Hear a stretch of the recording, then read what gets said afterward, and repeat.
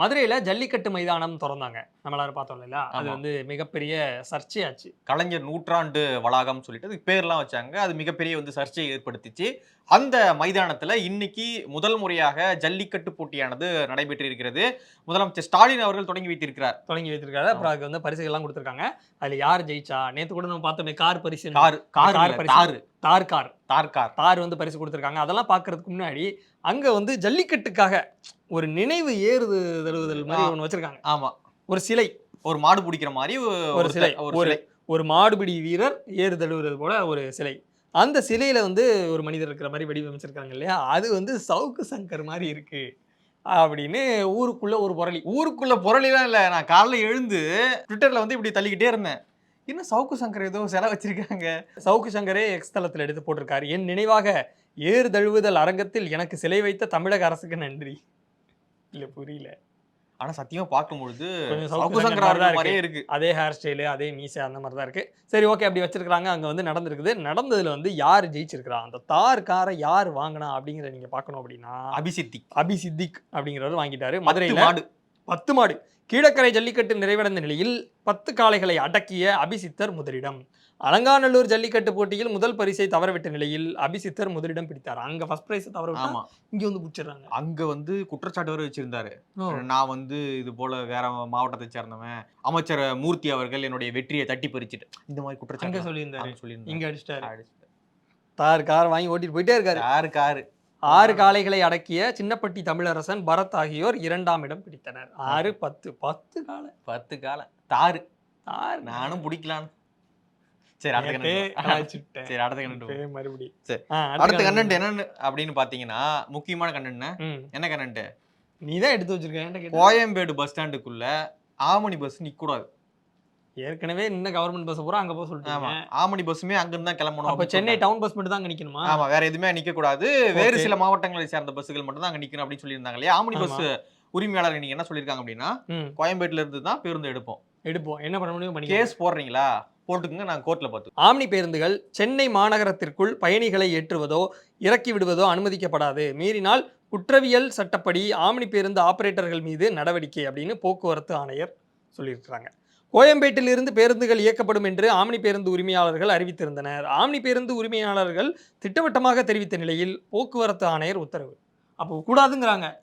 சிட்டிக்குள்ள வராதீங்க, அவுட்டர்ல விட்டு அப்படியே போயிடுங்கன்றாங்க. எங்க அவுட்டர் எங்க திருச்சி பக்கத்துல இருக்குங்க. அங்கிருந்து வேற பஸ் பிடிச்சி இளம்பாக்கம். தீபாவளின்ற பொங்கலுக்கு போயிட்டு பட்டாம இருங்க பாடு. இளம்பாக்கம் போய் தான் ஏறினியா? இளம்பாக்கம் போய் ஏறலங்க, வரும்போது இளம்பாக்கத்துல இறக்கி விட்டாங்க. எல்லாருக்கும் என்னன்னா பழக்கப்பட்ட நமக்கே இவ்வளவு கஷ்டமா இருக்கு. புதுசா ஒருத்தவன் மெட்ராஸுக்கு வரானா மாட்டி முடிப்பான். சும்மாவே மெட்ராஸ் அவன ஒரு வழி பண்ணிடும். இல்ல மெட்ராஸ்க்குள்ள வராமலே அவனுக்கு எவ்வளவு பெரிய கஷ்டம் இருக்கும்.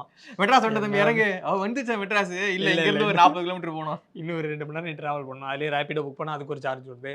ஓலா ஆட்டோ போட்டாலும் சார்ஜ் அதிகமா இருக்கு. போனேன் லிட்டரலி சொல்றேன் பாரு. போனேன் போய் இறங்கிட்டேன். அதை இறக்கி விட்டான். இறங்கல, அவங்க இறக்கி விட்டான். கிளாம்பாக்கன்னு இறக்கி விட்டாங்க. இறங்கிட்ட உடனே அங்க பஸ் ஸ்டாண்ட் மாதிரி ஒண்ணு இருந்துச்சு. இந்த பக்கம் இருந்துச்சு. நின்றுட்டு இருந்தேன். அங்க செக்கர்லாம் இருப்பாங்க இல்லையா, அவங்க கிட்ட போயிட்டேன். Sir Velachery bus. வேளச்சேரியா? ஐயோ டைம் என்ன ஆகுது? இதுலயே தம்பி என்ன பஸ் சார் இது? ஏறணும் சார், கேமரா தான். தாம்பரம் ஏறு சார். தாம்பரம் சார் வேளச்சேரி ஏறு தம்பி. அங்க போய் இறங்கி போ, நீ மாட்டான். தாம்பரத்துல இறங்கி இன்னும் மணி 8 ஆச்சு தேடிட்டு இருக்கவன். என்ன சார் பயன்படுத்துறீங்க? அந்த மாதிரி ஒரு சூழ்நிலை. அவர் மட்டும் தாம்பரம்ல அவரே ஏத்தி விடுறாரு. சரி ஏறு இதுல அப்படின்னு. அப்புறம் தாம்பரம் இறங்கி அங்க செலிபிரிட்டின்னு தெரியலையா அவருக்கு? அதான் மிஸ் பண்ணிட்டாரு. நைட் இல்ல அவர் யூடியூப், அவரு கீபேட் போன் வச்சிருக்காருன்னு, அதனால அவர்ல யூடியூப் இல்ல. சரி ஓகே. இப்படியாக நடந்துகிட்டு இருக்கு. ஆமணி பஸ் உரிமையாளர் என்ன சொல்றாங்க அப்படின்னா அங்க சிட்டிக்குள்ள வந்துதான் போவோம் அப்படின்றாங்க. ஏன்னா பல நஷ்டங்கள் ஏற்படுது. எங்களுக்கு ஆல்ரெடி நஷ்டம் தான், இதுல இன்னும் கூடுதல். இப்ப என்ன குற்றவியல் நடவடிக்கை பாயும்னு அரசு எச்சரிக்கை கொடுத்துட்டாங்களே, எப்படி நீங்க நடந்து? அவங்க சொல்லிட்டாங்கல்ல, நாங்க கோர்ட்ல பாத்துறோம். நீங்க போடுங்க, நான் கோர்ட்ல பாத்துறோம் அப்படின்னு அவங்க சொல்லிட்டாங்க. இப்படியாக இந்த விஷயமானது போயிட்டு சும்மாவே இந்த மாதிரி ஃபெஸ்டிவல் டைம்ல ஆம்னி பஸ் கோயம்பேடுல இருந்து எடுத்தாலும் சிட்டிக்குள்ளனா நாங்க மேக்ஸிமம் வர மாட்டோம். ஒண்ணு கோயம்பேடுல ஏறுங்க, இல்லன்னா பெருங்குளத்தூர்ல ஏறுங்க அப்படின்னு சொல்லிடுறாங்க. புரியுதுங்களா? இந்த நிலைமை தான் இருக்கு. இதுல அவங்களை கோயம்பேடுலயும் ஸ்டார்ட் பண்ண விட மாட்டோம், கிளாம்பாக்கத்துல தான் ஸ்டார்ட் பண்ணோம் அப்படின்னா ரொம்ப கஷ்டமா. ஏன்னா கொஞ்சம் லாஸ் ஆகுது அப்படின்றது அவங்களுடைய கோரிக்கையாக இருக்கு. ஓகே ரைட், அது ஒரு பக்கம் இருக்க. அடுத்த கண்டென்ட் என்னன்னு பார்த்தா சினிமா கண்டென்ட். சினிமா கலந்த அரசியல். அரசியல் சினிமா ஒண்ணுதானே. அரசியல்ல இருந்து சினிமா, ஒரு பெரிய அரசியல் இங்க இல்ல. லைட்டா சரி, அடுத்து என்ன அப்படின்னு பாத்தீங்கன்னா, விரைவில் ராமதாஸ் வாழ்க்கை வரலாறு படப்பிடிப்பு. சரி, யார் எடுக்கிறா? யார் எடுக்கிறாருன்னு யார் நடிக்கிறா? சரத்குமார் நடிக்கிறாரா? நடிக்கிறாருன்னு. சரத்குமார் என்ன, அவரு காமராஜருக்கு எடுத்தாலும் அவர் தான் நடிக்கிறாரு. எதுல நடிச்சாரு சொல்லு? ஐயா படத்துல. ஐயா தவிர அந்த படத்துல வந்து நடிச்சிருப்பாரு. ஒரு மாதிரி காமராஜர் மாதிரி ஒரு போர்ட்ரே பண்ணிருப்பாங்க. சரி, ஒரு என்ன கதைன்னு பாப்போம் நம்ம. பாமக நிறுவனர் ராமதாஸ் வாழ்க்கை வரலாற்றை சேரன் இயக்க லைக்கா நிறுவனம் தயாரிப்பதாக சில மாதங்களுக்கு முன் தகவல் வெளியானது. இதற்காக ராமதாஸ் தொடர்பான செய்தி சேகரிப்பில் இயக்குனர் சேரன் ஈடுபட்டுள்ளதாக செய்திகள் பரவின.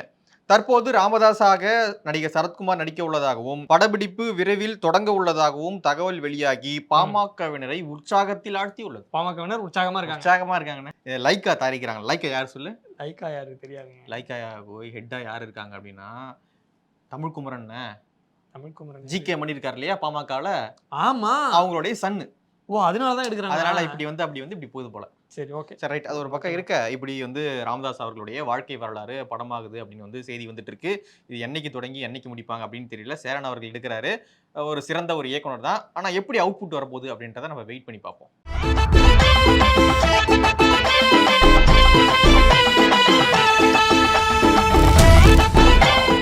உலக தமிழ் சொந்தங்களுக்கு வணக்கம். நான் ராஜவேல் நாகராஜன். பேசு தமிழா பேசு வலையொலியுடைய வளர்ச்சிக்கு நீங்களும் உறுதுணையாக இருக்கணும்னு நினச்சிங்கன்னா இந்த வீடியோடைய டிஸ்கிரிப்ஷனில் இருக்கக்கூடிய ரேசர் பே லிங்கை கிளிக் பண்ணுங்கள். அந்த லிங்க்கில் போயிட்டு உங்களுக்கு விருப்பமான தொகையை பேசு தமிழா பேசுவனுடைய வளர்ச்சிக்கு உங்களுடைய பங்களிப்பாக நீங்கள் கொடுக்கலாம். நன்றி, வணக்கம். மோடி அவர்களை வீழ்த்த மிக வலுவாக இண்டி கூட்டணி உருவாயிட்டு இருக்கு அப்படின்னு தமிழ்நாட்டில் திமுக போன்ற கட்சிகள் வந்து ஒரு ப்ரொபகண்டா வந்து பண்ணிட்டு இருந்தாங்க இல்லையா? ஆப்வியஸ்லி 2024 ஒரு காலமும் வந்து மோடியாரால் வர முடியாது, காரணம் இண்டி கூட்டணின்னாங்க. இன்னைக்கு இண்டி கூட்டணி தொடர்பாக 2 செய்தி வந்திருக்கு. 2 செய்தியுமே ரொம்ப டேமேஜ் பண்ற செய்தி தான் இண்டி கூட்டணியை. மேற்கு வங்கத்தில் திரிணாமுல் காங்கிரஸ் தனித்து போட்டி. ஓகேங்களா? என்ன சொல்றாங்க அப்படின்னா, மத்த இடங்கள்லாம் நாங்க கூட்டணி வச்சுக்கிறோம், வெஸ்ட் பெங்கால்ல மட்டும் நாங்க தனிச்சு போட்டி எடுக்கிறோம் 24ல. ஏன்னா மம்தா பானர்ஜி அவர்களுக்கு வந்து தமிழ்நாட்டுல ஒரு 40 லட்சம் வாக்கு இருக்கு, அதனால அதை உங்களுக்கு விட்டு கொடுத்துறோம், வெஸ்ட் பெங்காலுக்கு நீ எங்களுக்கு விட்டு கொடுத்துங்க அப்படின்றாங்க. ஓ, ஓகே, புரியுதா உங்களுக்கு? மத்த இடங்கள்லாம் எங்களை யூஸ் பண்ணிக்கங்க, நாங்க தனியா போட்டிட்டு இருக்கிறோம். மேற்கு வங்க மாநிலத்தில் காங்கிரஸ் கட்சியுடன் திரிணாமுல் காங்கிரஸ் கூட்டணி வைக்காது. மக்களவை தேர்தலில் மேற்கு வங்க மாநிலத்தில் தனித்து போட்டியிட போவதாக மம்தா அறிவிப்பு. மம்தாவின் அறிவிப்பால் எதிர்க்கட்சிகளின் INDIA கூட்டணிக்கு மேற்கு வங்க மாநிலத்தில் பின்னடைவு. இது ஒரு பக்கம். இது வந்துகிட்டு இருக்கும்போது சுட சுட இன்னொரு நியூஸும் வருது. ஆம் ஆத்மி என்ன சொல்றாங்க அப்படின்னா, பஞ்சாப் மாநிலத்தில் காங்கிரசுடன் தேர்தல் கூட்டணி இல்லை என்று ஆம் ஆத்மி கட்சி அறிவிப்பு. பஞ்சாபில் 13 மக்களவை தொகுதிகளிலும் ஆம் ஆத்மி கட்சி போட்டியிடும் அப்படின்னு சொல்லிட்டு அந்த கட்சியினுடைய மாநில முதல்வர் பகவத் மான் அப்படின்னு வந்து தெரிவிச்சிருக்காரு. அது மட்டும் இல்லாம இவரும் தெரிவிச்சு, ஒருத்தரா இப்படி பிரிஞ்சு போனா என்னங்க பிரிஞ்சிருங்களே? இல்லங்க, ஆம் ஆத்மி கட்சியை வந்து அங்க மட்டும் நீங்க பயன்படுத்திக்க வேண்டாம், மத்த இடத்துல பயன்படுத்திக்கங்க. இப்படி திமுக வந்து நீங்க தமிழ்நாட்டுல பயன்படுத்திக்காதீங்க, பஞ்சாப்ல பயன்படுத்திக்கங்க, மேற்கு வங்கத்துல பயன்படுத்திக்கங்க. இப்போ வந்து தமிழ்நாட்டுல வந்து திமுக நாங்க தனித்து நிக்க போறோம் அப்படின்னு சொல்லுவாங்க. அப்புறம் எதுக்கு எல்லாம் கர்நாடகால எங்களுடைய பலம் இருக்குல்ல திமுகக்கு, அதை காங்கிரஸ் கொடுத்துடுறோம். அந்த மாதிரி புரியுதா உங்களுக்கு? அந்த மாதிரி வந்து நம்ம ஷேரிங்ல இருக்கோம் அப்படின்னு இண்டி கூட்டணி முடிவு பண்ணிருக்காங்க போல. சரி, அதன் அடிப்படையில இந்த 2 கட்சிகள் வந்து அறிவித்திருக்காங்க. இன்னொரு நியூஸுமே வந்து வந்துச்சு. என்னன்னு பாத்தீங்கன்னா, மாலை நேரத்துல மம்தா பானர்ஜி அவர்கள் பயணித்த கார் வந்து சின்ன விபத்துக்குள்ளாயிடுச்சு. முதலமைச்சர் மம்தாவின் கான்வாய் வாகனத்தின் முன்பு கார் ஒன்று திடீரென வந்துள்ளது. எப்படிங்க வரும்? அதான் முன்னாடியே அலர்ட் பண்ணிடுவாங்க. என்ன இப்படி செக்யூரிட்டி லேப்ஸா? வேற ஒன்னமாய் டிரைவர் போல கொண்டாண்டான் உள்ள. இதையடுத்து கார் ஓட்டுநர் சட்டென பிரேக் போட்டுள்ளார். இதனால் மம்தாவின் நெற்றியிலும் கைகளிலும் சிறிய காயம் ஏற்பட்டுள்ளது. கிழக்கு பர்த்வான் மாவட்டத்தில் கூட்டம் ஒன்றில் பங்கேற்றுவிட்டு கொல்கத்தாவுக்கு ஹெலிகாப்டர் மூலம் செல்லவிருந்தார் மம்தா பானர்ஜி அவர்கள். அதனாலதான் இப்படி சிறிய ஒரு விபத்து, சின்னதா உங்களுக்கு காயம் ஏற்பட்டிருக்கு. வந்து மருத்துவமனையில போயிட்டு அப்படி போயிட்டு இருக்காங்க போல. ஆனா இந்தி கூட்டணி இப்படி உடையிறது எனக்கு ரொம்ப வருத்தமா இருக்கு. நீதான் முதல்ல வெடி போட்டு கொண்டாடுவ. ஏன் எனக்கு என்ன கொண்டாட்டம் இருக்கு? எனக்கு தெரியுமே. கொண்டாட்டமும் இல்ல, திண்டாட்டமும் இல்ல. சரி, பாட்டு இதுதான் வந்து இன்னைக்கு டாப் கண்டென்ட். இதுதான் டாப். அதெல்லாம் டாப் இல்ல, இதான் டாப். என்னங்க, கோவில் கட்டினால் மக்கள் அவர்கள் பக்கம் போய் விடுவார்களா? யார் சொல்லியிருப்பான்னு சொல்லு. ராமர் கோயில லிங்க் பண்ணிக்க. யார் சொல்லியிருப்பா இப்படி? கோயில் கட்டினா மக்கள் அவங்க பக்கம் போயிருவாங்களா? திமுக தான். இல்லை.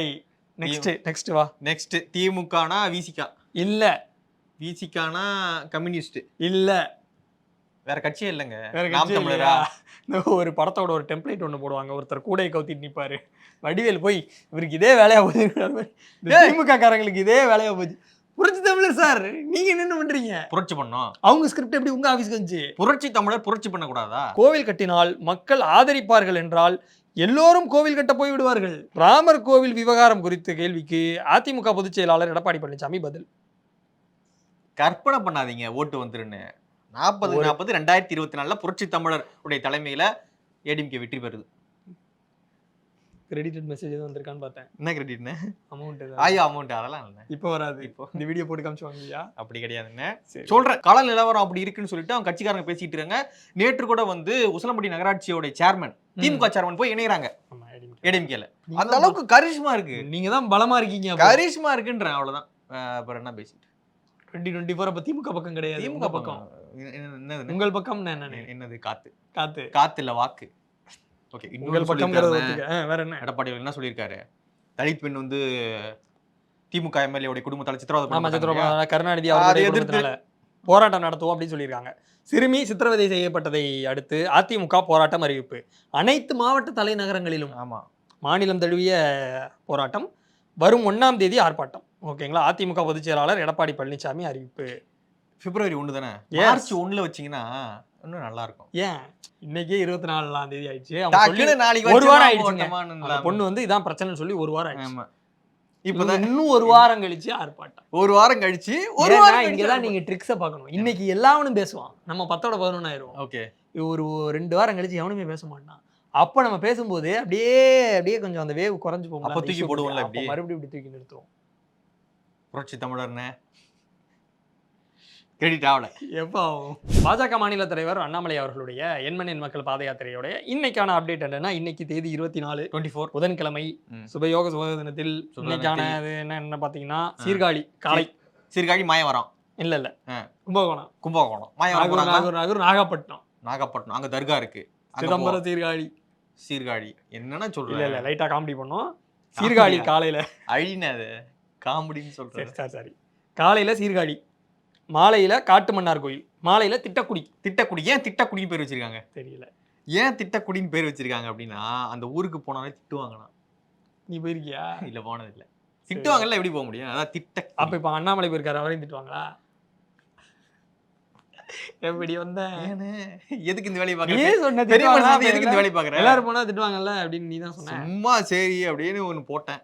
சரி ஓகே. இப்படி வந்து போயிட்டு இருக்கு எண்மண் எண் மக்கள் பாத யாத்திரை. ஸோ அதை பத்தின அப்டேட்ஸ்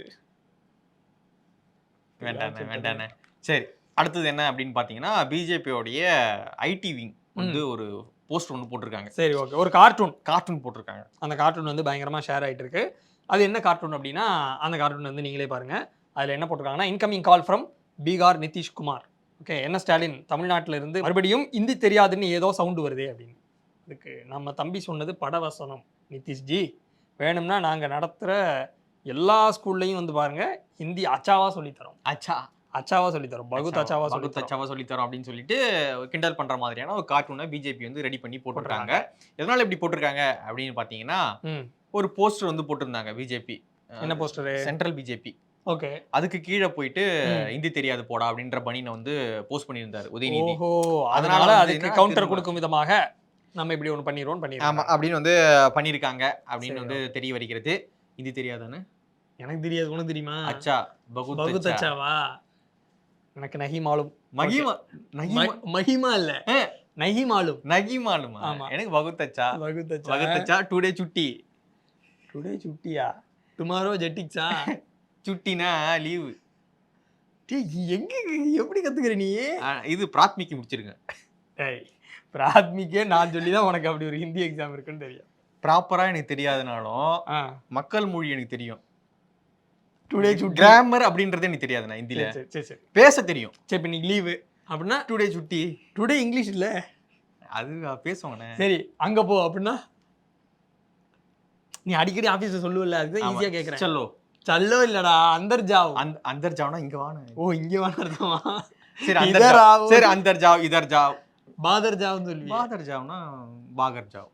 சரி, என்னமோ சொல்லிட்டு இருக்கான். வார வரையா ஹிந்தி கத்துக்கிட்டு இருக்கான். சோ அதான் இங்க தோடா மாலும். சோட்டா மாலும் தானே. தோடா மாலும் எப்படி கத்துக்கிறேன்னா, இப்போ வந்து ஹிந்தி கத்துக்கிறதுக்கு பெஸ்ட் பிளேஸ் என்னன்னா சலூன். அங்க வந்து முடி வெட்டுறவர்கிட்ட அவர்கிட்ட சோட்டா சோட்டா அப்படின்னு சொல்றோம், கொஞ்சம் கொஞ்சம் எடுங்க. அவர் என்ன நினைச்சிடறாரு, கொஞ்சோண்டு தான் இவன் முடி வைக்க சொன்னான் போலன்னு ஆட்டிக்கிறாரு மிஷினை போட்டு விளாண்டுறாரு. மூசா பையா பையா சோட்டோ சோட்டோ சோட்டோ தான் பையா அப்படின்னு ஒரே சொல்லு. அன்னைக்கு மூசா மூசா என்ன சொல்றாரு தெரியலையே.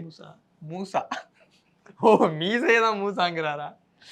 இந்த மாதிரி வந்து போயிட்டு இருக்கு. நானும் ரொம்ப கஷ்டப்பட்டு தான் ஒரு தமிழ் அண்ணன் இருக்கிற கடையை கண்டுபிடிச்சி அவர் லீவ் போட்டு அன்னைக்கு முடி வெட்டாம அவர் என்னைக்கு திறக்கிறாரோ அன்னைக்கு போய் வெட்டிக்கிட்டு இருக்கிறேன். அந்த நிலைமையா தான் இருக்கு. சரி, என்ன பண்றது, நெக்ஸ்ட் போயிடுமா? நெக்ஸ்ட் தமிழக பாஜக தரப்புல இருந்து தினமும் கேள்வி கேட்டுட்டு இருக்காங்க. 100 நாட்கள் 100 கேள்வி அப்படிங்கிறது தெரியும். இன்னைக்கு 17வது நாள். தேசிய சராசரியை விட தமிழக மாணவர்களின் கற்றல் செயல்திறன் குறைவாக இருப்பதாக தேசிய சாதனை கணக்கெடுப்பு கூறுகிறது. தமிழ்நாட்டிற்கு தனியாக புதிய கல்விக் கொள்கையை ஓராண்டுக்குள் உருவாக்குவதற்காக குழு அமைத்தீர்களே, அந்த குழு என்னானது? நேத்து நான் போட்ட கவுண்டர் புழு கூட 2 அடி நகரம், இந்த குழு 1 அடி கூட நகராது அப்படி அந்த மாதிரி இருக்கு. குழு அமைப்பதோடு உங்கள் கடமை முடிந்ததாக நினைக்கிறீர்களா? மாணவர்கள் நலன் முக்கியம் இல்லையா அப்படின்னு அரசியல் நோக்கி கேள்வி எழுப்பி. இது நல்ல கேள்வி. நேத்து கொஞ்சம் டல்லா இருந்துச்சு கேள்வி. இன்னைக்கு வந்து நல்ல ஸ்ட்ராங்கான கேள்வி தான். நம்மளுடைய மாணவர்களுடைய செயல்திறன், படிப்பு திறன் எல்லாமே வந்து முன்னேற்றப்பட வேண்டும். அதற்காக ஒரு குழு அமைச்சிருக்கிறாங்க அப்படிங்கிற வரைக்கும் சந்தோஷம். ஆனால் அந்த குழு செயல்படவில்லையே ஏன் அப்படிங்கிற கேள்வி அவங்க எழுப்பியிருக்கிறாங்க. இதற்கு என்ன பதில் வருது அப்படிங்கிறத பார்ப்போம். ரெடி பண்ணி கொடுப்போம். எப்போ கொடுப்பீங்க? வெயிட் பண்ணுங்க. 100 days. நீங்க அதான் அன்னைக்கு சொன்ன மாதிரி தான் கொஸ்டின்ஸ் முடிங்க. சார் எழுதி நம்ம மட்டும் கொடுத்துட்டு இருப்போம். 2026 எலெக்ஷனுக்குள்ள கொடுப்போம்ல. பாட்டாளி மக்கள் கட்சியில வந்து 5 சட்டமன்ற உறுப்பினர்கள் இருக்காங்க. சரி, அதுல பேசப்படக்கூடிய முக்கியமான சட்டமன்ற உறுப்பினர் அப்படின்னு பாத்தீங்கன்னா சேலம் மேற்கு தொகுதியினுடைய சட்டமன்ற உறுப்பினர் திரு அருள் அவர்கள். சரி, ஓகேங்க. அடிக்கடி அதாவது அவருடைய வீடியோஸ் வந்து வைரலாக மாறும், நிறைய செய்திகள்லாம் வரும், நிறைய விஷயங்கள் வந்து பரபரப்பாக வந்து பண்ணக்கூடியவர் தான். டக்குன்னு டாஸ்மார்க் மூட சொல்லி வந்து போராட்டத்தை ஈடுபடுவார். தனி மனிதனா போய் உட்காந்துருவார். 3 நாள் தான் எழுந்து போவோம் அப்படின்னு. இது போல நிறைய சம்பவங்கள் வந்து அவரை பத்தி சொல்லலாம். இந்த 2021 இருந்து இன்று அவர் தொடர்பாக ஒரு சம்பவம் வந்து வந்திருக்கு. என்ன அப்படின்னு பாத்தீங்கன்னா, அவர் வந்து மாணவர்களுடைய காலில் விழுந்திருக்கிறார். பள்ளி மாணவர்களுடைய காலில் வந்து விழுந்துட்டார். என்ன காரணம்னா, சேலத்தில் அரசு பள்ளி மாணவ மாணவிகள் காலில் விழுந்து மன்னிப்பு கேட்ட பாமக எம்எல்ஏ அப்படிங்கிறதான் தலைப்பு. உள்ள போய் என்ன டீடைல்ஸ் பார்த்தோம்னா, சைக்கிள் வழங்கும் நிகழ்ச்சியில் திமுக நிர்வாகிகள் சைக்கிள் வழங்க விடாமல் தடுத்ததால் இது போன்ற சம்பவம் இனி நடக்காது என மன்னிப்பு கோரிய பாமக எம்எல்ஏ அருள். நீங்க வீடியோ பாத்தீங்கன்னா தெரியும், டக்குன்னு 2 தடவை விடுங்க தடுக்கிறாங்க. ஆனா நான் காலில் விழுந்தே தீருவேன், மாணவர்கள்கிட்ட மன்னிப்பு கேட்டே தீருவேன் அப்படின்னு அவர் வந்து காலில் விழுந்து மாணவர்களிட 2 முறை வந்து மன்னிப்பு கேட்ட அந்த வீடியோ வந்து வைரல் ஆகி இப்போ வந்து சமூக வலைதளங்கள்ல போயிட்டு இருக்கு. இது தொடர்பாக நீங்க என்ன நினைக்கிறீங்க அப்படின்றது வந்து கமெண்ட்ல வந்து பதிவு பண்ணுங்க. உலக தமிழ் சொந்தங்களுக்கு வணக்கம். நான் ராஜவேல் நாகராஜன். பேசு தமிழா பேசு வலையொலியுடைய வளர்ச்சிக்கு நீங்களும் உறுதுணையாக இருக்கணும்னு நினச்சிங்கன்னா இந்த வீடியோடைய டிஸ்கிரிப்ஷனில் இருக்கக்கூடிய ரேசர் பே லிங்கை கிளிக் பண்ணுங்கள். அந்த லிங்க்கில் போயிட்டு உங்களுக்கு விருப்பமான தொகையை பேசு தமிழா பேசுவனுடைய வளர்ச்சிக்கு உங்களுடைய பங்களிப்பாக நீங்கள் கொடுக்கலாம். நன்றி, வணக்கம்.